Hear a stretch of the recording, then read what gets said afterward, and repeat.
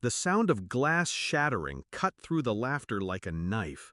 My brand new TV lay in pieces on the floor.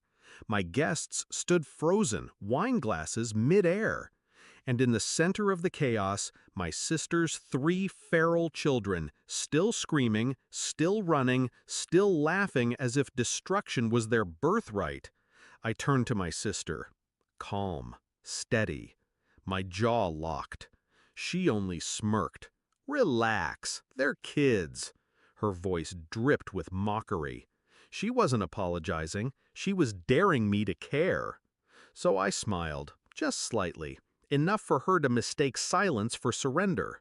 But that was the moment I decided. Thanksgiving was the last time she would laugh at me. My sister, Claire, had always lived in chaos. She believed rules stifle creativity, which was just another way of saying she didn't parent. No bedtimes, no discipline, no boundaries. Her house was a zoo, and whenever she came to mine, she expected me to roll over and accept the wreckage. For years, I kept the peace. I cleaned after her kids. I absorbed the judgmental stares of my guests. I bit my tongue as she bragged about her free-spirited parenting. But freedom without boundaries doesn't raise children. It breeds destruction. And the night they shattered my TV, along with my patience, was the night I stopped playing the quiet sibling. I didn't yell. I didn't demand payment. I simply wrote the cost of the new TV on a card and slipped it into her Christmas envelope.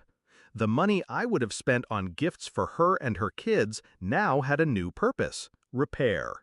On Christmas morning, when her children tore into wrapping paper expecting toys and gadgets, they found nothing. No brightly colored boxes, no excitement. She found the envelope. One line, written in my hand: "This year's gifts went to repair the damage." Her smile cracked for the first time in years. She called me cruel, petty, heartless. I listened. I let her words spill like venom. And then I asked the only question that mattered. Why should my money reward destruction? She didn't answer. She couldn't, because she knew. But that was just the beginning. I knew Claire would spin the story, play the victim, paint me as the cold, bitter aunt who punished children. So I made sure the truth traveled faster than her lies. I spoke to the family, calm, honest. I showed them photos of the broken TV. I reminded them of the rules I'd clearly stated: child-free dinner, respect the host, basic courtesy.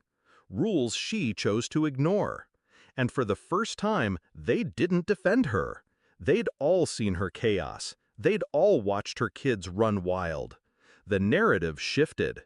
Not "Kira was cruel," but "Claire has lost control." By New Year's, invitations slowed for her. Friends who once tolerated her stopped including her. She arrived late to gatherings, kids in tow, faces sticky, clothes filthy, eyes turned away, doors stayed closed. Her laughter faded, her confidence cracked. And I didn't gloat. I didn't need to. Because true revenge isn't delivered in screams. It unfolds in silence, piece by piece, until the guilty realize the world no longer bends for them. Months passed. Claire tried to confront me once more. She stormed into my house, rage painted across her face. "You embarrassed me. You turned everyone against me." I looked at her, calm, controlled. "No," I said, "you did that yourself.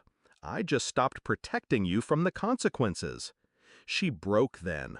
Not loudly, not dramatically, just a flicker of realization behind her eyes. That years of excuses, years of laughing off destruction had finally caught up to her. And I felt nothing but clarity. The truth is, I never wanted war. I wanted respect.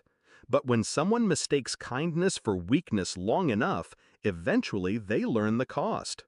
Thanksgiving taught her that cost. Christmas sealed it. Now, whenever she speaks of me, she lowers her voice. She doesn't laugh. She doesn't mock. She remembers.